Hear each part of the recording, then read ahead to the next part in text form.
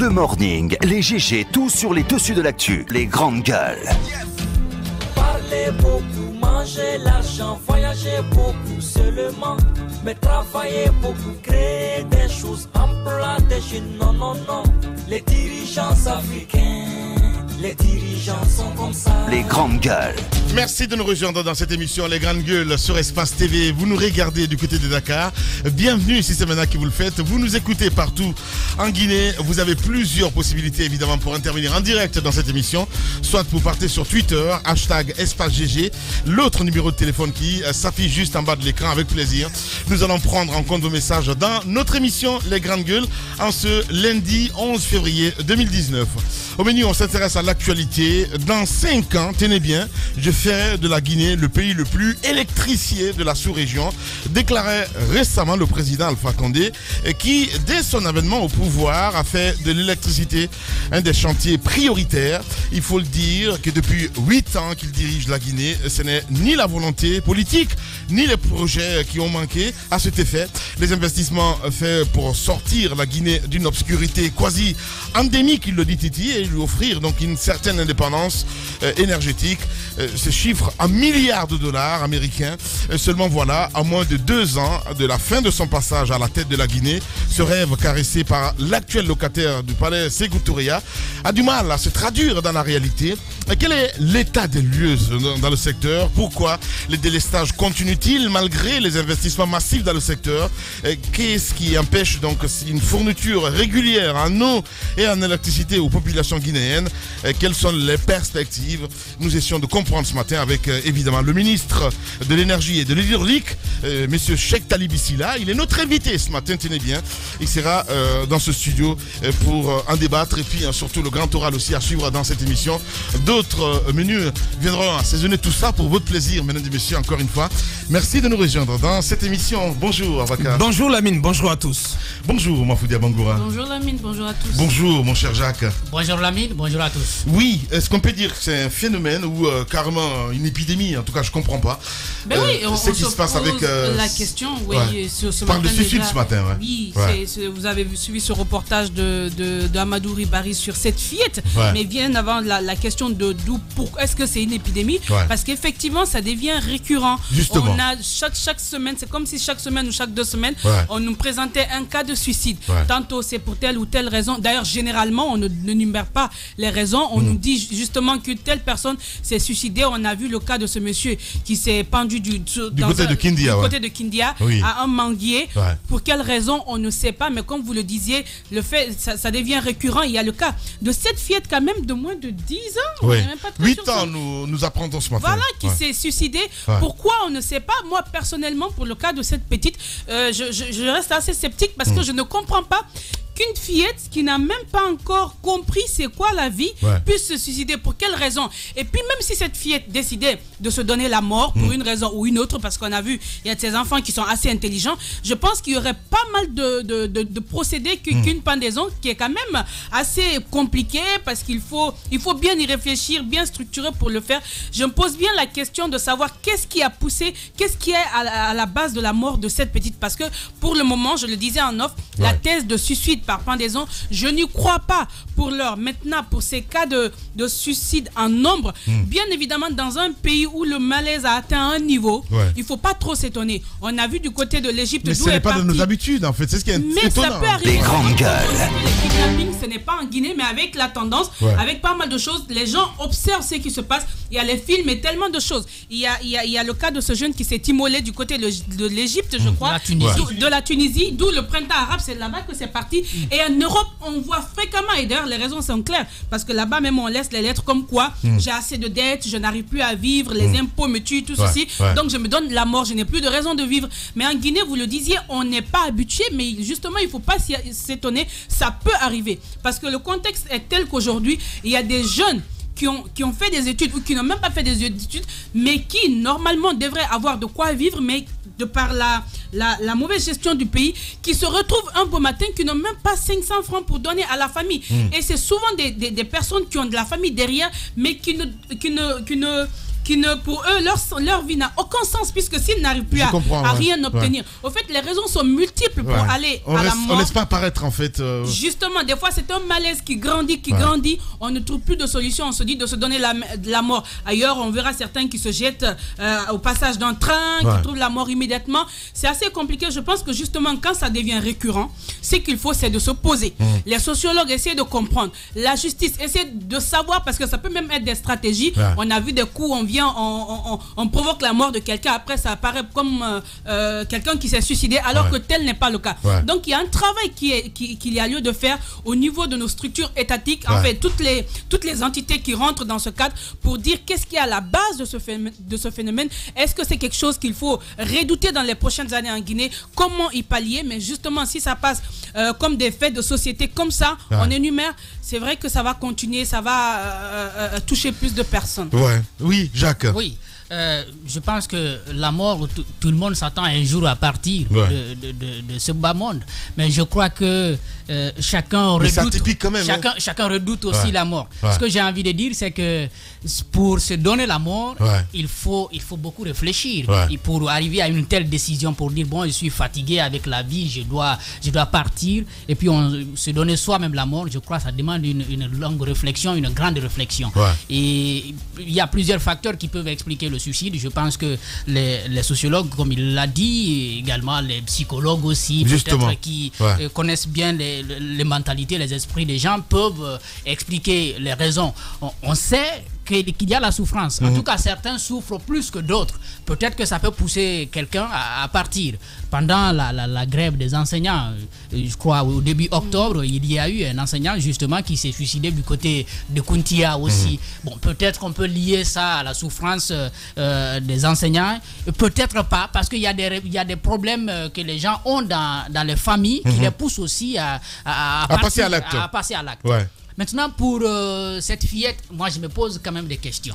Parce que comme je le disais tantôt, pour arriver à une telle décision, à la décision de se suicider, de se donner... Les grandes gueules. Il faut comprendre la vie. Il faut bien réfléchir, il faut pouvoir, si vous voulez, il faut pouvoir faire face à certaines réalités de la vie. Effectivement. Justement, qui vivait avec sa grand-mère, on nous apprend. Non, c'est très difficile de croire à la thèse du suicide dans le cas de cette fillette de 8 ans. Moi, je m'imagine mal qu'une fille qui ne sait rien de la vie, mais qu'elle puisse en arriver là, à se donner la mort. Dites-moi de quoi elle peut se plaindre, outre mesure, que donc d'être, de vivre, que de savoir qu'elle est en train de grandir, qu'elle est en train d'aller à l'école, d'apprendre à affronter la vie. Je crois que c'est assez surréaliste. Je vois. Ça passe pas du tout. C'est important que la police insiste sur le cas de cette fillette, parce que les circonstances sont assez troublantes. Une fillette de 8 ans, honnêtement, moi j'ai jamais vu dans le contexte africain. Notamment, c'est assez gros, quoi. Qui plus est dans le contexte guinéen, on sait qu'on est un pays à majorité musulman, où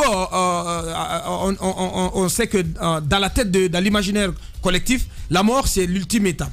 L'ultime étape, mais qui vient à l'homme, c'est-à-dire qui s'impose à l'homme de par la volonté de Dieu.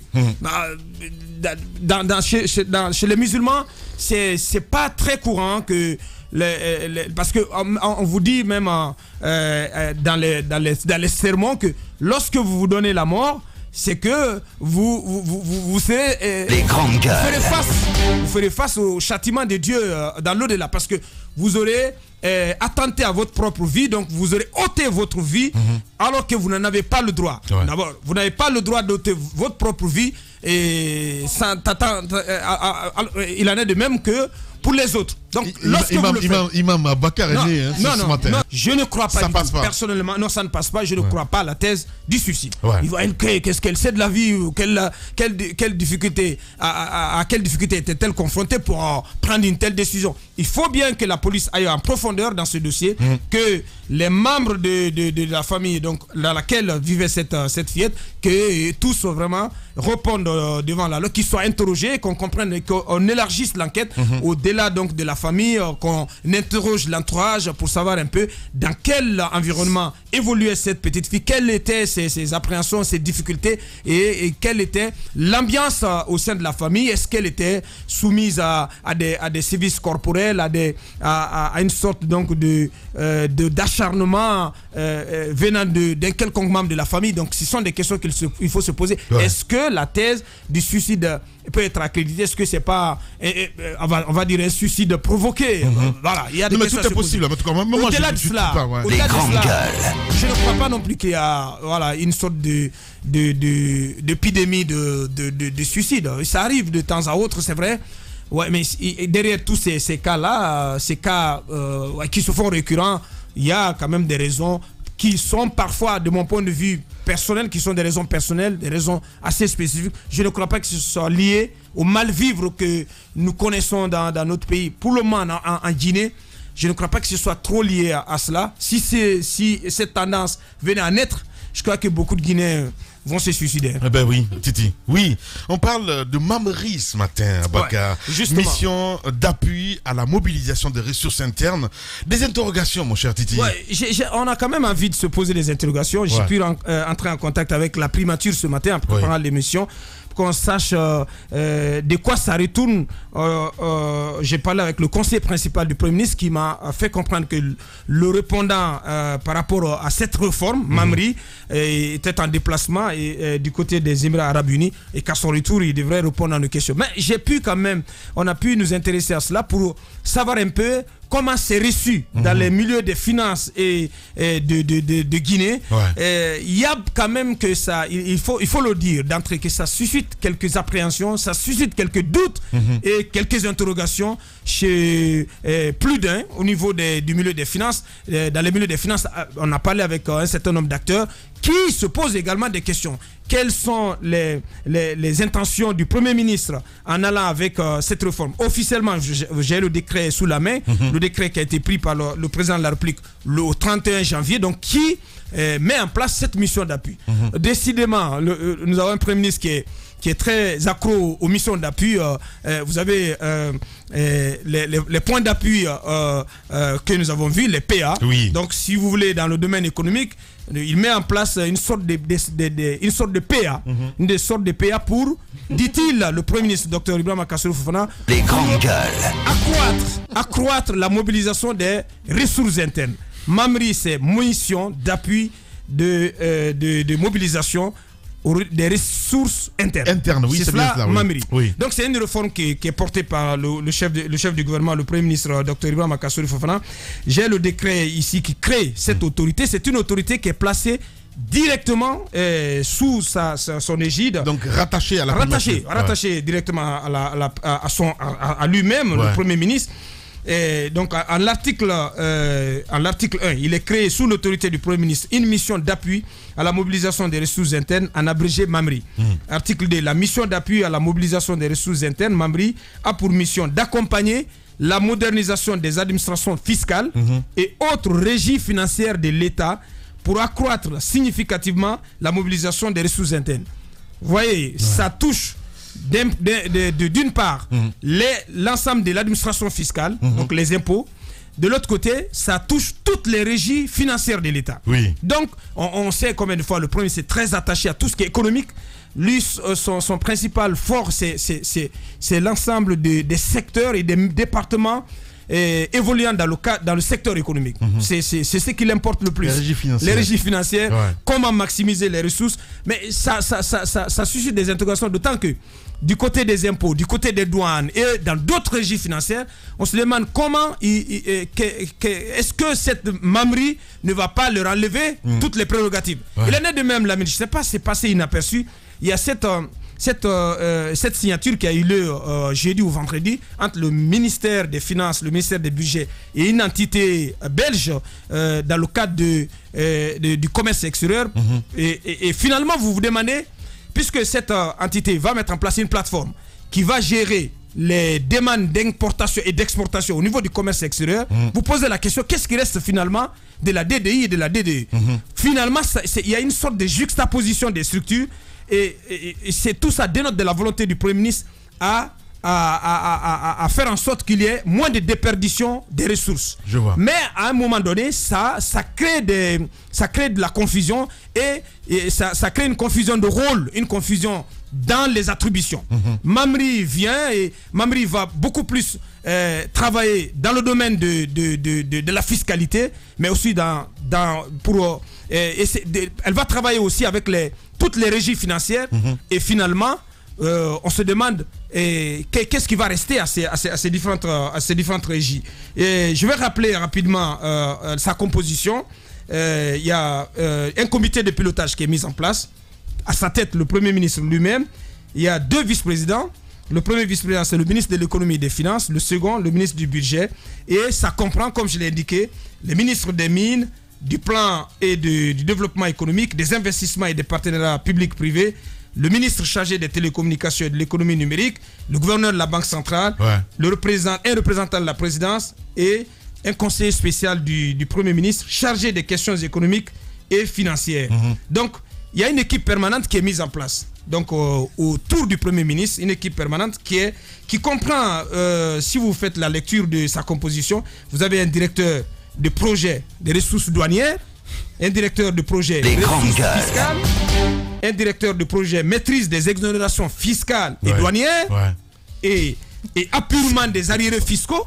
Vous comprenez combien de fois, si vous prenez tout cela, il y a un directeur qui s'occupe des ressources douanières. Il y a un directeur qui s'occupe des ressources fiscales. Il y a un directeur qui s'occupe donc des exonérations fiscales, des exonérations douanières, mais aussi de l'appurement des arriérés fiscaux. Il y a un directeur des ressources non fiscales et un directeur de la digitalisation. Donc ça va aussi dans le domaine des télécoms. Et finalement, on se perd. On se perd. Et dans le milieu des finances, franchement, il y a beaucoup d'interrogations sur cette réforme. Notamment du côté du budget, parce que même de ce côté, on ne comprend pas. Franchement. Voilà. Franchement, on se pose des questions, mais c'est important. C'est quoi ce grand n'importe quoi à la fin du compte? Non, mais il faut se poser la question, parce que voilà, il y a des actions en fait, il y a des actes qui se passent, c'est juste extraordinaire. Je vois un petit peu l'ARPT de ce côté. Je voyais la dernière fois aussi. Le CNRPT, tu vois, le Conseil national de régulation des postes et télécommunications. C'est de la folie, je comprends pas. Kaba, oui. Par exemple, Dr Ousmane Kaba qui a été interrogé par un média de la place qui a dit c'est une réforme qu'il a jugée incongrue. Oui, je ne vais pas citer. Simplifier l'administration.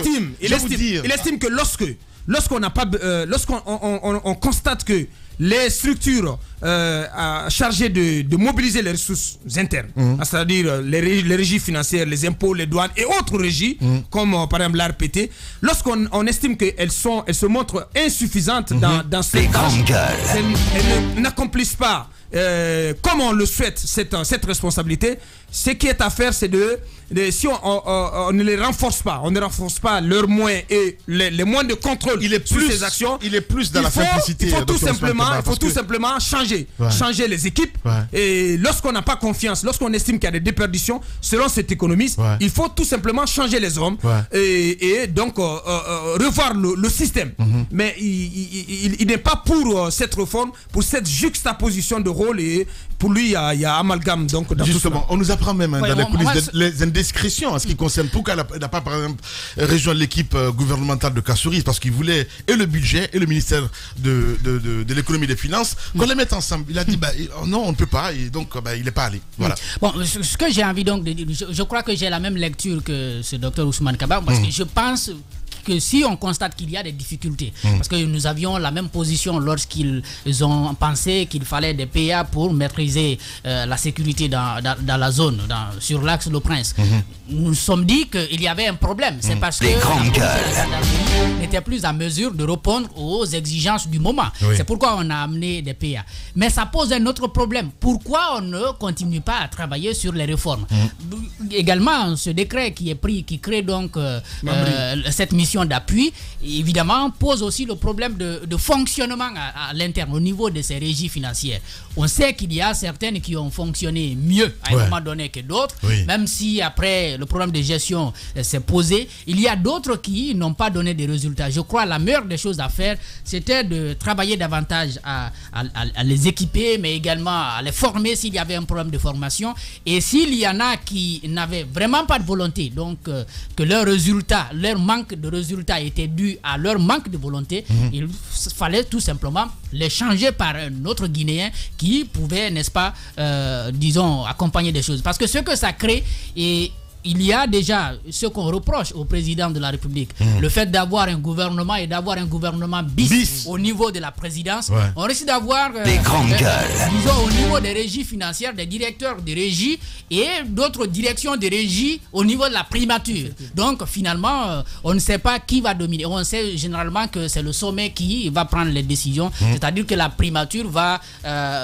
si vous voulez, dominer ceux qui sont sur le terrain, et il va y avoir à un moment donné des difficultés. Ouais, j'ai envie de dire guerre de clans à la fête du compte, honnêtement parlant. Il ne faut pas s'y étonner, surtout ces derniers temps. On a l'impression que les chacun place ses hommes. Exactement. C'est un peu ça en fait. Mais après, moi, surtout, avant même de parler de cette commission en tant que telle, je me pose souvent la question sur les réformes qui sont engagées. C'est-à-dire, même au niveau des médias ou au niveau de la population, nous apprenons un beau matin que voilà, on a décidé où on est en voie, et après, ça va aboutir. Au fait, ce que je veux dire, c'est que je ne vois pas souvent ce débat, ne serait-ce que déjà au niveau du Parlement, parce qu'il doit y avoir une commission économie. Normalement, de tels projets, on doit pouvoir les présenter, les défendre. Les défendre, dire en quoi le besoin se présente, quel est le coût, parce que c'est encore une dépense en plus à ce que je sache. Maintenant, il va falloir défendre ça. Quels sont les incidences sur le budget national? Comment est-ce que les choses vont se passer? Quel est le besoin par rapport justement à toutes les structures déjà qui existent, qui sont dans la mobilisation des ressources intérieures? Est-ce que ces structures-là sont en manque? Est-ce qu'il y a un besoin de plus qui nécessite la mise en place de cette nouvelle structure? Mais on n'entend rien de tel. On nous dit peut-être qu'il y a des failles du côté des régies qui existent déjà, mais d'où viennent ces failles? Est-ce qu'on ne peut pas les régler au lieu de mettre en place une structure parallèle qui ne peut que venir et être une dépense en plus, ou encore pire, être, si on veut, cet instrument qui permettrait d'enrichir davantage enfin ceux qui auront la main dans la gestion de je comprends très bien ce que tu veux dire. C'est assez compliqué. Il va falloir qu'on nous sorte de ça. Un peu de respect pour la population guinéenne. Quand vous avez des réformes comme ça, la moindre des choses, c'est d'expliquer d'où vient le besoin, pourquoi vous voulez mettre en place cette structure. Après, on ira sur le fond. Maintenant, sur le fond, si on nous dit que les régies ont des problèmes, mais qu'on règle, et puis les problèmes, il ne faut même pas trop réfléchir là-dessus. On sait qu'il y a une mauvaise gestion. On sait que ce n'est pas un problème de rentrée d'argent, parce qu'effectivement, l'argent rentre, mais il y a un problème encore plus au niveau de la gestion. Qu'est-ce qu'il faut faire? Est-ce qu'il faut changer les hommes? D'accord, mais vous changez les hommes pour envoyer qui? Qui? Est-ce que le problème, c'est à ce niveau? Il y a tellement de problèmes, il y a tellement de questions qui sont là auxquelles on ne trouve pas de réponse. Je pense qu'en fait, ce qui est en train de se passer, c'est la loi du plus fort. Justement, ils sont mis là par la population, mais ils n'ont pas d'égard pour cette population. Sinon, si vous gérez pour la population, rendez-nous compte de ce que vous voulez faire. Les réformes, personne ne refuse. Tout ce qu'on veut, c'est justement aller de l'avant. Mais si les réformes sont de nature, justement, à arranger ceux qui sont à la tête de cette structure, je pense que là, le problème, avec cette nouvelle structure qu'on a à Mamri, qu'on est en train de prendre place. Moi, ici, mon appel à l'endroit du Premier ministre, c'est de se poser, d'expliquer d'abord aux Guinéens c'est quoi la nécessité, et les députés qui sont à l'Assemblée. Mais saisissez-vous de ce dossier, dites-nous, décortiquez, essayez de creuser pour savoir c'est quoi le besoin. Et même au niveau des médias, au niveau des sociétés, des émissions qui parlent économie ou des émissions comme la nôtre, justement, fouillez davantage pour savoir à quoi. C'est comme cette nouvelle structure que Abakar dont vient de parler, qui sera pilotée par M. Khalil Kaba, justement, nous dire c'est quoi, pourquoi on nous propose ces émissions, ces nouvelles structures. Et bien évidemment, moi, sur ce cas-ci, par exemple, je vais essayer d'avoir plus d'informations, mais justement, les ministres, les premiers ministres, que lorsqu'il y a des réformes comme ça, qu'on nous dise, parce qu'après, justement, ce sont des structures parallèles qui ne serviront qu'à noyer le poisson et justement à enrichir davantage de personnes. Malheureusement, allez-y. Je peux peut-être répondre à l'inquiétude de Maf, bien entendu. Il y a l'article 7 qui indique que les ressources financière de la mission d'appui à la mobilisation des ressources internes, la MAMRI donc. Les ressources pour financer cette MAMRI proviennent des dotations du budget national et des ressources extérieures, notamment sous la forme de contributions des partenaires au développement. Donc, pour donner raison à MAF, comme quoi, c'est une nouvelle ligne de dépenses qui est créée dans le budget. Donc, ça, c'est le travail qui va être fait, accompli par cette mission, d'appui, et supporté donc par le budget avec une contribution, donc des contributions qui pourraient venir des partenaires. Mais ce que je voulais dire, Maf posait tout à l'heure l'équation du besoin, de la nécessité. C'est une question qui est très importante. Moi, c'est pas du tout ma volonté de dédouaner qui que ce soit.